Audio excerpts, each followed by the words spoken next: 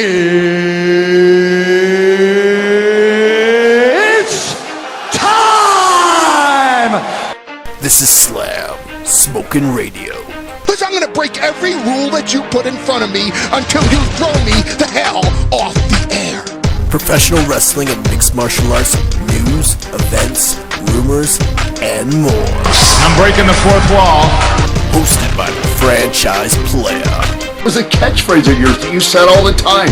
A day without smoking pot, brother, is like a day without sunshine. Ooh, awkward? Yeah. It's been a while. 5 years, maybe? Hello everybody, I am the Franchise Player. This is Slam Smok'n Radio. This is a show I used to host back in the day where we talk about wrestling news, MMA news, and it stopped for a while. Mostly life in general, but we all know that gets in the way of stuff, you know? A lot has happened, but it's time to get things back on track, in my opinion. This is something I really once loved doing. Really. And maybe at the time, you know, I just took too much on. You know, like trying to do weekly episodes, Raw reviews, pay-per-views, everything like that, you know, and just all the extra bullshit editing I used to do, man. You just like editing the extra tracks and stuff like that, you know, just... Yeah, it was more so, you know, trying to paint a turd at that point, you know. It was... I'll admit, it back in the day, it wasn't all that great of a show. You know, I was... Yeah, you could basically call me Marky Mark back in the day. I'm not ashamed of it. We all have our phases. But, like I said, it's time to get back on track. We're older. We're more mature. And, we're just going to have a good time from now on. Now, this is a new format to the show, as you guys can already tell. We're just going to be kicking it, reviewing old wrestling pay-per-views for a while, you know? Have some fun. Reminisce. Get a little nostalgic, you know? And, you know, there's going to be me. There's going to be a few friends that join me. Yes, we will have some guests. Some colorful people in my life that I love, and you'll eventually grow to love. So, yeah. Wow. This is kind of awkward. This really is really awkward, you know, talking to yourself, trying to make a conversation. I forget about this, you know, I'm really, really rusty. You know, sometimes when yourself, you can have a conversation with yourself, but, you know, when you're put on the spot, when the red light goes on, blank. Ooh. But we do have a topic for today. Yeah, I'm going to take a look at an old WWE pay-per-view back from 2003. Armageddon. Now, the reason why I chose this show was, you know, all this talk with Bill Goldberg returning and, you know, him being in the Royal Rumble, wanting to be world champion. I thought we'd maybe go back to a time where Goldberg was the world champion. So, yeah, I really don't know what else to say at this point other than get into the review. I just want to let you know it's been recorded in advance. It is stuttery, just like that. Yeah. I'm rusty. I'm really rusty. But I really hope you guys can enjoy the review. Yeah, so without further ado, Armageddon, 2003. Look at Goldberg! He's got a sledgehammer! I got Goldberg with a sledgehammer! Oh! Downstairs on Flair! It's Batista! Here comes the legend killer! Batista and Orton get the sledgehammer! I can't believe my eyes! Goldberg has laid out all of evolution! Goldberg just threw the sledgehammer out of the ring! Ah! Oh, the spear! And now, jackhammer! Goldberg has retained the World's Heavyweight Championship! You think this is over between us, Goldberg? Well, it's not. It's not over until I say it's over. Let the maiming begin! Oh! Pedigree on Goldberg! Wait a minute! What the hell? Oh my God, what's Kane doing here? Kane is trying to destroy the world's champion! And he's doing a pretty good job of it! Why? Tell me why! I want Goldberg, and I want the World Championship! It's going to be Kane versus Goldberg versus Triple H in a triple threat match for the World Heavyweight title. You came to me in a dream last night. You were standing in a brilliant light. 1 minute here, but the next you were gone. I thought you could stay, but I was so wrong. The end is here, the game is over. No more pretending. No more. No more.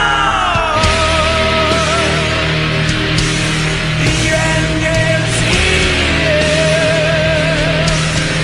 The end is here.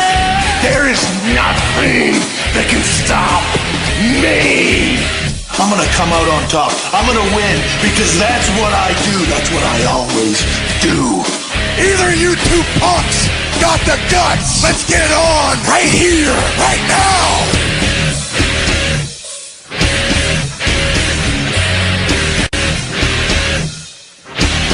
The end is here.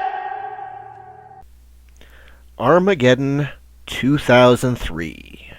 Now, just to let you know, if you hear the sound of pages turning, yes, I have handwritten my notes. Even though it is 2016, I'm not a good typer. I'm good on the iPhone, but when it comes to actually typing, it's just faster for me to write it on hand. So if you hear pages turning, please excuse that here. But let's just get into things here. So according to Wikipedia, Armageddon 2003 took place December 14th, 2003 in Orlando, Florida, at the TD Warehouse Center, later known as the Amway Arena, but closed in 2010 and demolished in between 2011 and 2004. The event grossed $450,000 with 9,000 ticket sales and 200,000 pay-per-view buys, which is said to be a bust, considering the event the year prior did 300,000 pay-per-view buys. And if you recall that event, that was also headlined by Triple H and Shawn Michaels in a 2 out of 3 falls match for the World Heavyweight Championship. It also had Kurt Angle defeating the Big Show for the WWE Championship, and there was also a little thing with Torrie Wilson and Dawn Marie, which made a 14, 15-year-old Corey a very happy man, but happy young man. But let's keep going on here. I actually watched some of the stuff from Sunday Night Heat because it was actually featured on the DVD, which I still own. Speaking of the DVD, it actually debuted at number 2 on the recreational sports DVD list. Remember, at the time, WWE DVDs were actually pretty hot sellers, considering in sports DVD. They always usually had around 8 out of 10 out of the top 10. So, but this was at a time they were just pumping them out, and they were really getting into more of the good documentary series. More of the shoot style ones. More so at that time, there was the ECW one, not the One Night Stand, but the Rise and Fall of ECW. There was some Ric Flair DVDs with a bunch of unreleased matches. That was a very popular set, which I own. There was also ones later on, like the Eddie Guerrero DVD and the Chris Benoit DVD, but let's go further on from that. Let's start Sunday Night Heat here. I watched a segment backstage. Remember Terry Reynolds? She was a backstage announcer at this time back in 2003. She was with both Trish and Lita and asked them how they feel about tonight's Battle of the Sexes.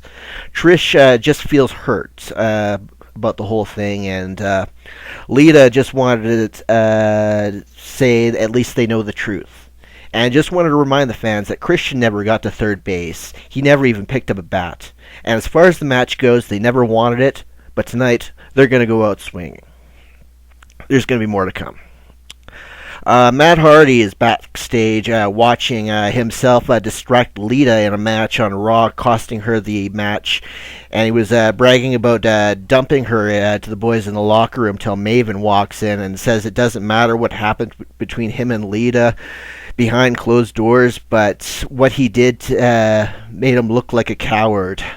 Matt says he's going to go to Eric Bischoff and get a match with him and slap some attitude into him.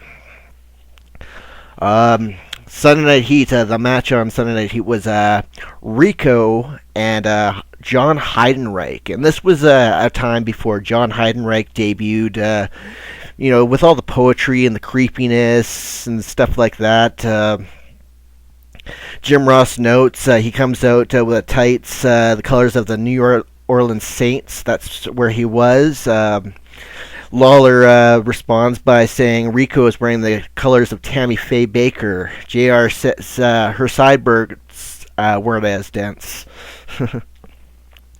Match starts. Rico kisses Heidenreich, and Heidenreich, he gets pisses off, has a lot of offense, tackles, slams, clotheslines Rico over the top. Jackie Gaeta then distracts Heidenreich, and Rico hits a kick to the midsection and a neck breaker for the win at a minute 30. There wasn't much to this match. I think this led to a rematch the next night on Raw, but let's just move on here. There was an Evolution promo backstage. Ric Flair is just hyping everybody up for their match. Triple H says Evolution begins tonight. No more excuses. Flair says Triple H is taking it back.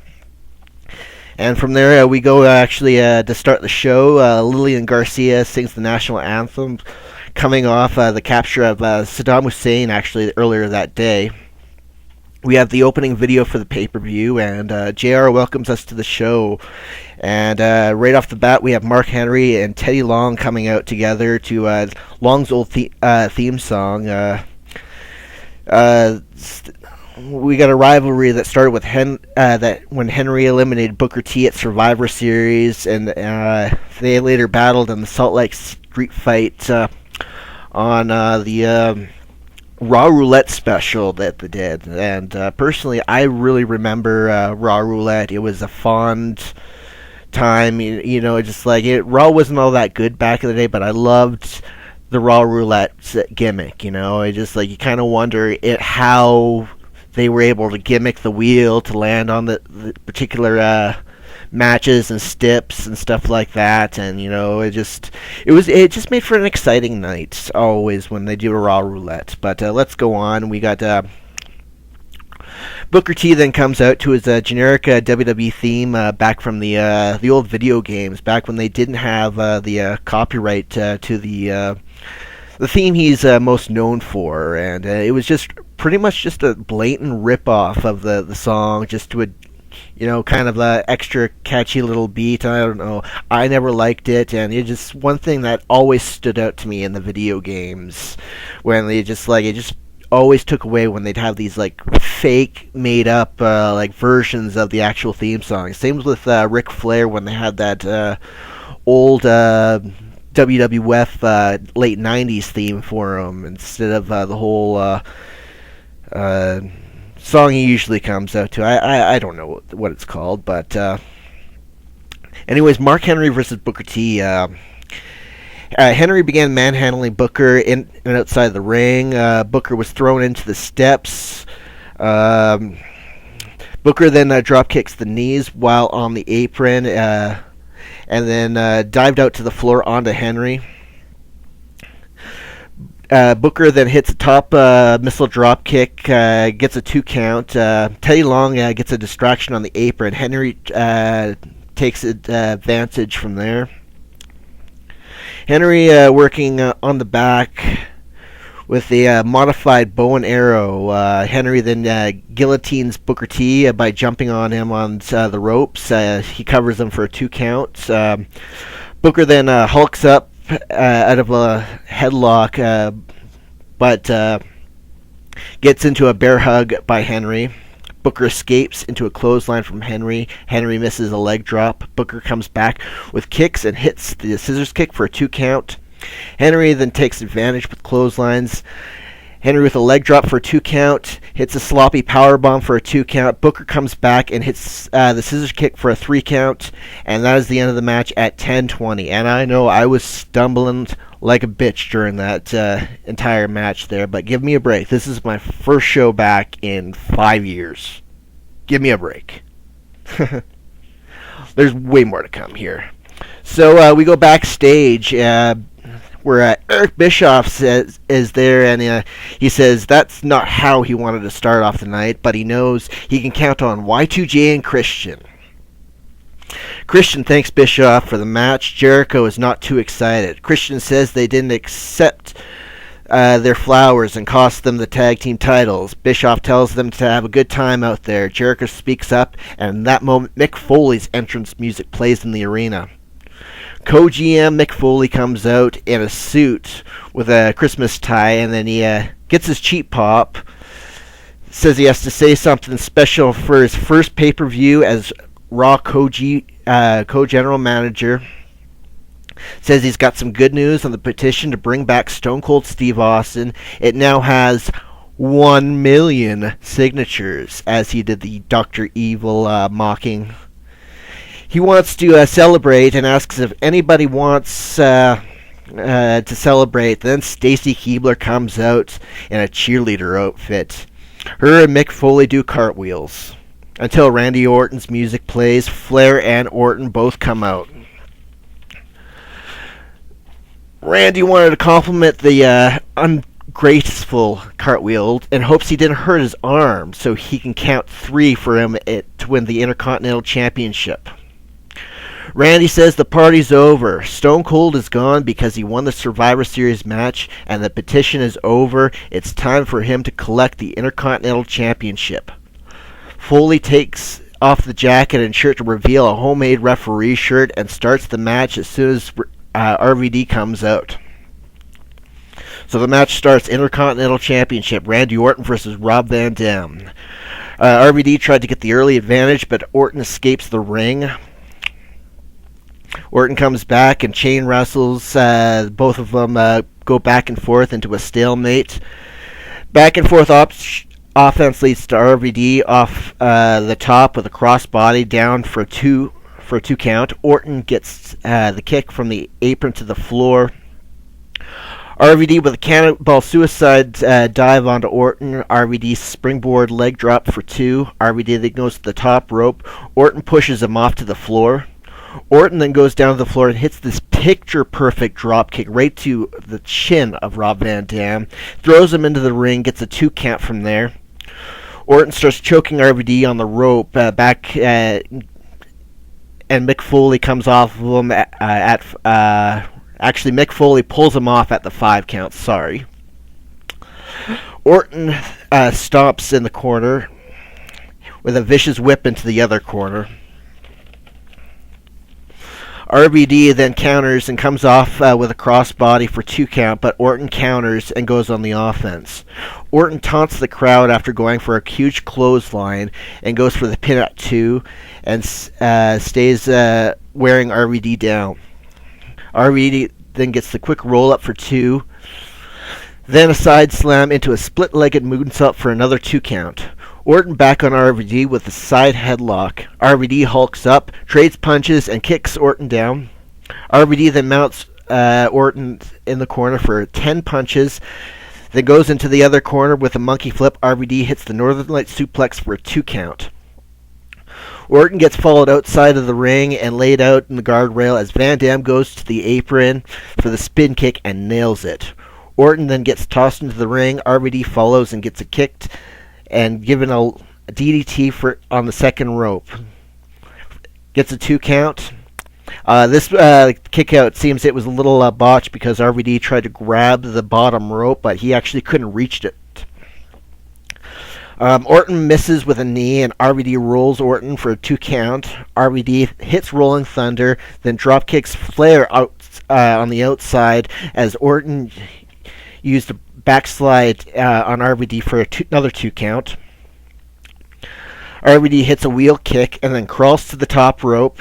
Flair gets on the apron and Foley clocks him out of nowhere, with this led enough distraction for Orton to drop kick RVD on the top rope down to the ground, hits the RKO for the 3 count, 17:59, and we have a new Intercontinental Champion, Randy Orton. Now, this was the first championship win of the illustrious career of Randy Orton. It was an alright match. It was a lot better than the opener between Mark Henry and Booker T. It's a great back and forth match between them both, and Randy Orton comes out on top. At this time, they do they actually go to the promo for a DVD for the new Ric Flair DVD. What was it? The Ultimate Ric Flair Collection. I was actually talking about this earlier, and I remember at the time I did purchase this, and quite expensive, $37.99 at HMV way back in the day. And I remember that was like 2 weeks allowance as a 16-year-old kid, but son of a gun, that was a hell of a good DVD collection. So up next, this may be the main event for some of you. This is Eric Bichoff's Battle of the Sexes.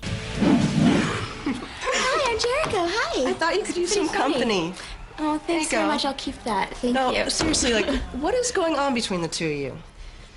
I don't know, Lita. It's like, God, I don't think I've ever felt like this before.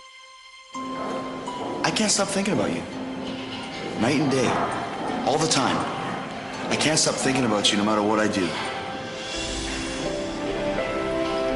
I don't want that to stop.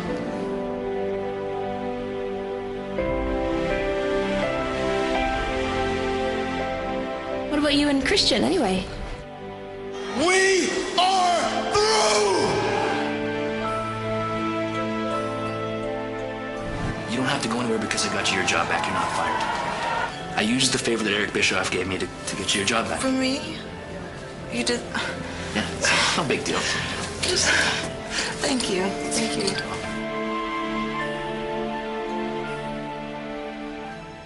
I'm telling you, C-Man, I'm telling you, the bet is gonna be over after tonight. I'm gonna seal the deal. Did you see when Molly knocked Lita down at ringside? I went over there, I picked her up real gentle. Like, we had a moment. Big deal. I've been making out with Trish for the last 3 weeks. She's been falling for every single thing I've been saying. It's been absolutely pathetic. I've never felt this way before. I've never felt this way before. How pathetic. How sad is that? Sad. And I'll tell you something else. She's gonna be feeling something she's never felt before later tonight. Because I told you from the start, I could nail Trish before you nailed Lita. I'm gonna win the bet, Christian. I'm gonna win it tonight. Is that so? That's so. Well, I got $1 Canadian. Says that you're wrong. I can't believe how stupid that broad was. And all broads are like that.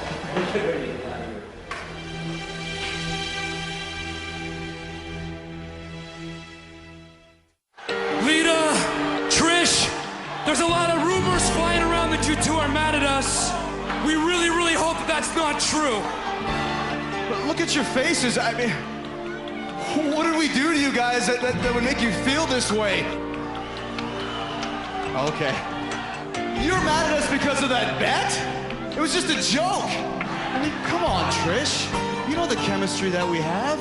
And Lita, you know Christian feels the same way. He gave up his Survivor Series favor so you could keep your job. You know the real us. Trish, I'm begging you to please, please accept my apology. Trish, please. I've never felt this way about anybody ever. Accept my apology.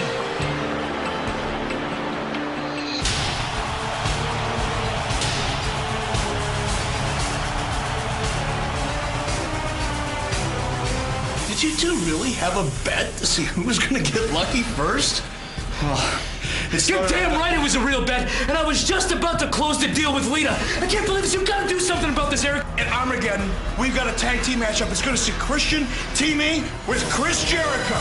Their opponents are going to be Lita and her partner, Trish. And Eric Bichoffs. Battle of the Sexes at Armageddon.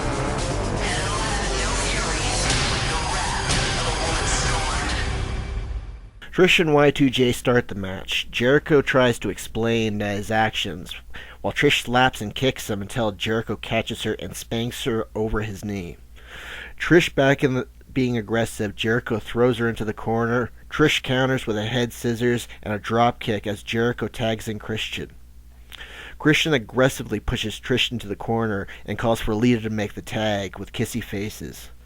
Lita makes the tag and comes in, and Christian grabs her by the wrist trying to restrain her, and she hits him with a headbutt. Lita runs out of the ring, and Christian chases her and gets stomped back in the ring, with Lita hitting a monkey flip, then a hurricane rana for a 2 count. Lita runs the ropes, and Jericho nails her from behind Christian with a body slam to Lita and tags in Jericho. Jericho slams Lita and steps on her hair and pulls her arm so he's pulling her hair. Jericho goes for a power bomb, but Lita is able to counter it with a hurricane rana into a roll-up for 2. Jericho with a reverse elbow to Lita and makes the tag to Christian, and Christian goes in to take Lita's top off, exposing her bra. Tisk tisk. He taunts Lita with the shirt, and Jericho distracts the ref. Lita hits a low blow. Lita makes the tag to Trish. Trish comes in with forearms to Christian, hits the chin kick. Christian counters Stratisfaction, runs full speed like a bull into Trish, but she gets out of the way at the last second. Christian dives right out to the floor. Y2J to the top rope, but Lita pulls him down and crotches him on the top turnbuckle. Trish goes up for the stratosphere on Jericho until he pushes her off. Christian goes for the pin, but after 2, he pulls Trish up. Christian runs full speed at Trish. Trish bends to the Matrix, and Christian clotheslines Y2J off the apron. Trish rolls up Christian for a 2 count. Then Christian gets up and takes Trish's head off with a clothesline as Lita is waiting on the top rope and hits a Lita Conrana to Christian. Y2J pulls Lita out and shoves her into the barricade. Y2J checks on Trish as Christian rolls her up at the last second for the 3 count. 6:37. Jericho looks really concerned for Trish, and Christian is celebrating like he just won the World Heavyweight title. And all I have written in my notes is Christian is awesome. The way he's celebrating, hugging Jericho. Brilliant. So, next match coming up, we have Batista versus Shawn Michaels. And this was all started the previous month at the Survivor Series with Batista coming in and costing Shawn Michaels the match for Stone Cold's job on the line. And also with Shawn Michaels calling Batista a jacked-up Nimrod. So HBK comes out, and Jim Ross notes that it's his 68th pay-per-view appearance, and Batista only his 3rd. Okay, the match starts with Batista on offense in the corner, but HBK outspeeds him with punches. Batista kicks low and goes on offense again, but HBK outspeeds him. HBK hits baseball slides out of the ring and off Irish whip, and strikes Flair on the outside of the floor. Flair actually coming out again with Batista accompanying him to the ring. Failed to mention that. Calls Shawn a dead man and regroups with Batista on the floor. Batista attacks Shawn in the ring again into the corner. HBK counters a slam, and then running the ropes got stopped by a huge clothesline. Batista goes for a vertical suplex, covers for a quick 2, then attacks Shawn's back in the corner with shoulder attacks. A huge Irish whip into the opposite corner by Batista now starts grinding his bare shoulder bare elbow onto HBK's face on the ground. Batista continues to attack the back. Both men trade strikes in the corner. Batista Irish whips HBK into the opposite corner and is met with HBK's boot to the face. Batista now mounts HBK on the top turnbuckle, but then gets elbowed in the face as he goes to the top. Knocks Batista down, and HBK lands a top rope moonsault for a 2 count. HBK lands the flying forearm, kips up, but is met by a clothesline from Batista. HBK then thrown to the floor and then thrown back first into the steel steps. Both men are back in the ring, with Batista continuing to attack the back and cover Shawn for 2. HBK counters a backbreaker, and both men trade blows in the middle of the ring. Shawn Michaels doing his WWE 2K17 comeback attack forearm kip up with the atomic drop, but then gets met by a choke by Batista, but is countered into a DDT. HBK then goes to the top, hits the elbow, sets up for the sweet chin music, but then gets countered into a spine buster by Batista. Batista then hits another spine buster, goes for the Batista bomb, that gets countered into a sweet chin music for the 3 count. Shawn Michaels is the winner. Right after that, we have a promo for the Bloodbath Wrestling's most greatest steel cage matches. Right after that, we have Maven coming out for his match with Matt Hardy, but Flair and Batista are actually still in the ring, upset. Batista's throwing his little temper tantrum, which leaves Maven just standing by himself on the ramp. Then Matt Hardy comes out next with his old V1 gimmick. If you guys remember the Matt facts, this time the Matt fact is Matt's fingernails grow very quickly. Anyways, they start actually outside, fighting on the outside. Matt throws Maven into the ring, and Batista actually then attacks him, lays him out with 2 Batista bombs. Matt Hardy comes in after Batista and Flair leave. The ref cancels the match, but Matt Hardy gets really upset and then splashes Maven. It counts 3 for himself, grabs the mic, and declares himself the winner. King noting that it was quite the night for Matt Hardy, him being the wrestler, the referee, and the announcer. Right after, we have another backstage vignette where we see Batista and Ric Flair again. Batista is very upset, says it's bullshit, he's better than HBK. Flair pep talks Batista and says to forget about that, and they will take away a championship tonight. Still more to come.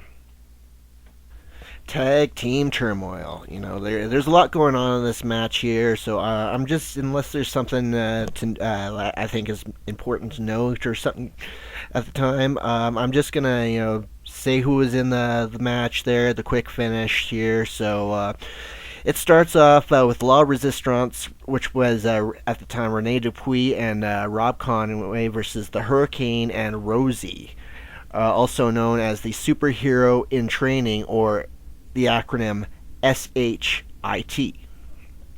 One thing I did note of this match is Conway Irish whipped the Hurricane, and he did attempt a springboard to the floor and attacked Rene, but it was totally botched, and he tripped over and almost landed on his head.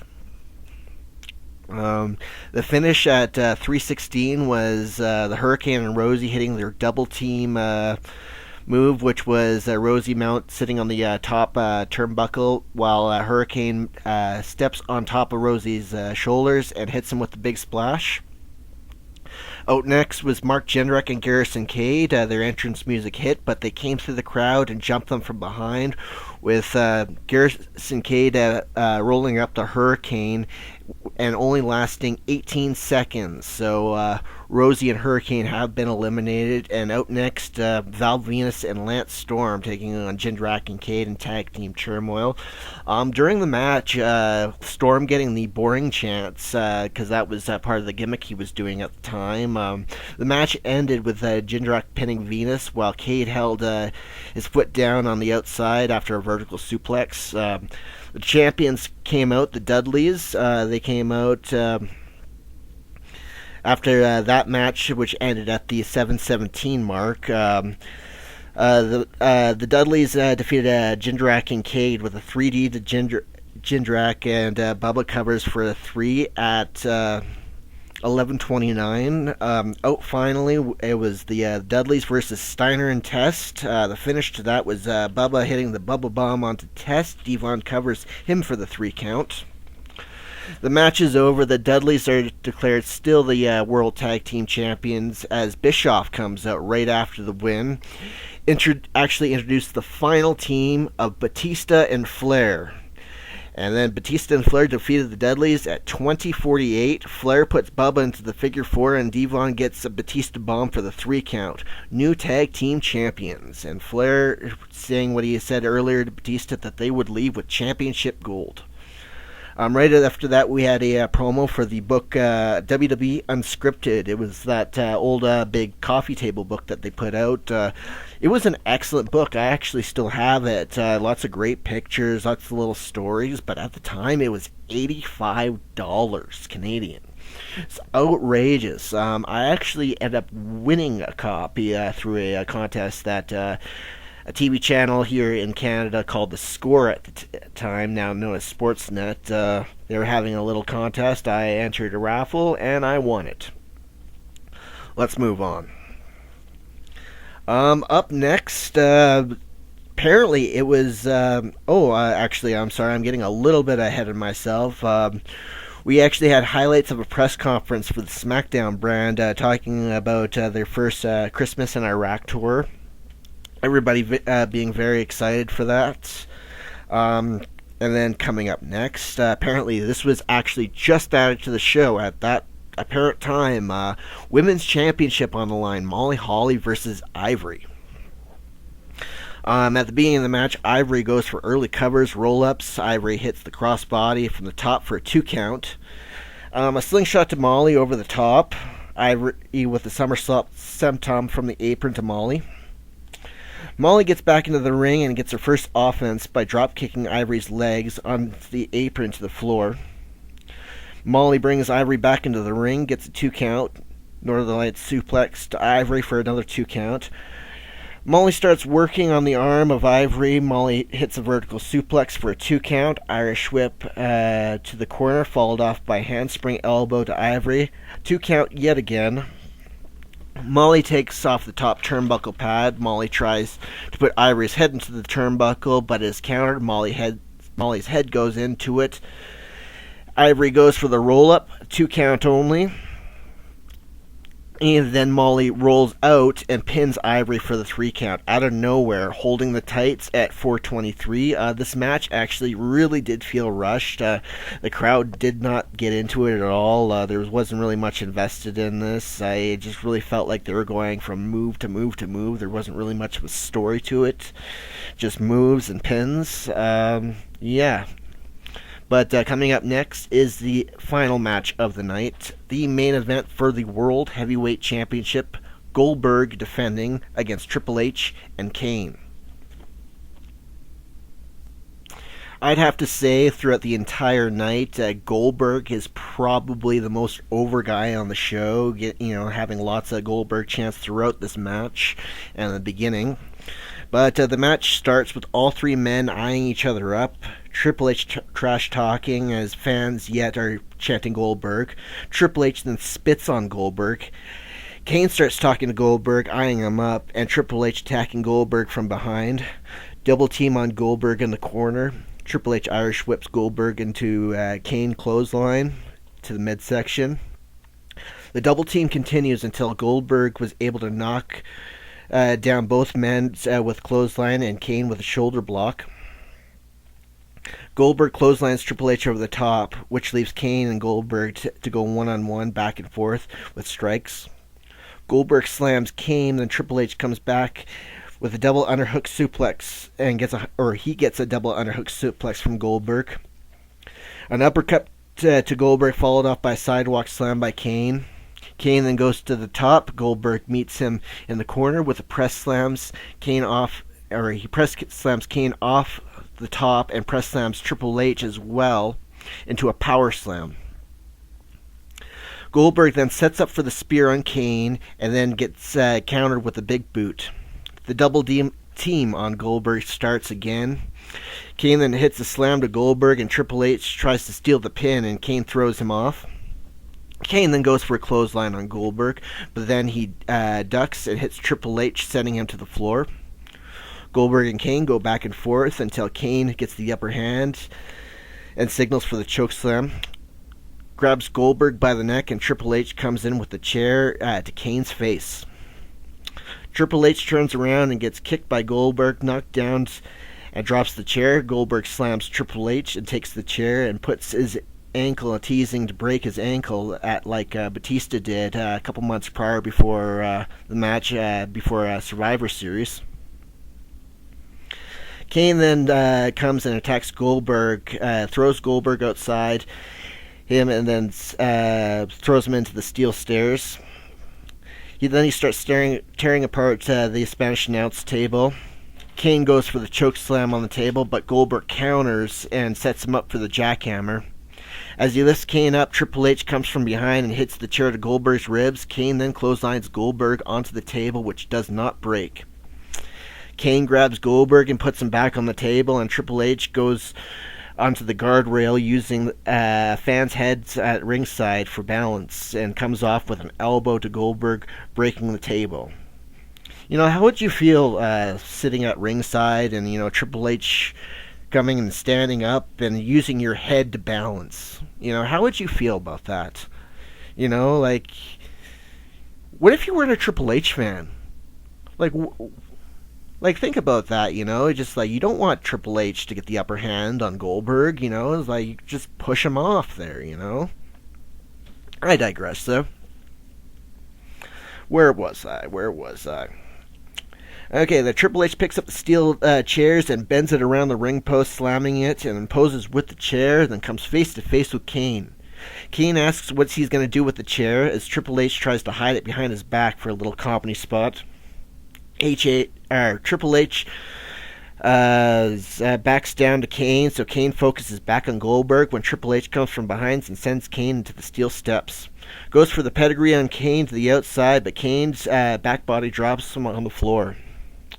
They get back into the ring. Kane hits a big boot to Triple H, continues the offense, hits a sidewalk slam, then goes to the top rope and hits a clothesline from the top. Kane goes for the chokeslam when Triple H hits a thumb to the eye on Kane. Triple H hits a DDT, and Kane sits up and gets back to his feet to take a neck breaker by Triple H. Kane then sits up again, no-sells 2 punches from Triple H, and uppercuts Triple H down. They fight onto the floor and ramp Wayne as Triple H then takes the chokeslam on the ramp. Kane then drags Triple H's lifeless body back into the ring. And out of nowhere, Goldberg hits a spear to Kane. Goldberg then rolls onto the cover on Kane when Triple H interrupted the count. All 3 men get back to their feet. Goldberg knocks down Triple H and Kane. Goldberg continues to hit both Kane and Triple H back and forth until Triple H hits another thumb to the eye. Both men Irish whip Goldberg and then Goldberg then counters with a double clothesline. Another spear to Kane, and then he hits Triple H with a spear as Evolution comes down to ringside. Goldberg then hits Orton on the apron, hits Flair down while he's in the ring. Goldberg with another spear to Triple H. Kane breaks up the cover at 2. Both Kane and Goldberg are choking each other. Triple H goes for a low blow on Goldberg. Kane hits the chokeslam to Goldberg, then gets pulled out of the ring by Batista, and Triple H covers Goldberg for the 3, the new World Heavyweight Champion at 1928. Triple H, his 8th run at the World Heavyweight Championship at this point. Overall, that's Armageddon 2003. I thought this was a good show to go back and watch. This was obviously a transition period, and for a transition pay-per-view, it was pretty good. You were setting this up for Triple H to face Shawn at the Rumble. That was your plan. You needed to get the title off Goldberg. Also, you wanted to start the big push for Evolution going into WrestleMania with heating up Batista and Flair with the tag titles, and especially Orton with getting his first singles championship. So overall, I thought it was, it was a good pay-per-view. There's no great matches, but I enjoyed it. I'm going to give this one actually a 7 out of 10. So that is Armageddon 2003. No feedback. Not surprised. This is the first episode back. You guys, not really a whole lot of you know we're coming back here, but yeah, we'd love to get feedback in the future here. I guess in 2 weeks' time, I should tell you what we're going to be reviewing next, and we're going to stick to the theme of December pay-per-views, and we're going to take a look at another wrestling company called TNA Wrestling. And this was a time, 2009, where the company was actually doing really good at a creative standpoint. The company was heating things up, and then Hogan and Bischoff came in and fucked everything up. So, yeah, so we're going to come at you with TNA Final Resolution 2009, which featured the TNA Heavyweight Championship match, AJ Styles and Daniels, a last man standing match between Bobby Lashley, Scott Steiner, the TNA Tag Team Championship match between the British Invasion and the Motor City Machine Guns, which I'm actually looking forward to the most watching. And, of course, in the December pay-per-views, they always did the Feast or Fired match, so that should be fun. So, anyways, this concludes the first review episode of Slam Smok'n Radio. I hope you all enjoyed it, and, yeah, this is Slam Smok'n Radio. Here are your winners, Christian and Chris Jericho. Come on, JR, aren't you proud of your gender? The men won the battle of the sexes. Well, I am proud of my gender, but not for what we just seen. Not for this match. Not for Eric Bischoff's battle of the sexes. Oh, Christian doesn't lead it. She's hurt on the outside. Chris got pinned. Christian celebrating like he just won the World Heavyweight title. And Jericho's acting like he might care. Look at Christian's not so creepy now. Jericho don't care. Christian's giving props to all his peeps. He's probably just pissed that he didn't get the pin himself.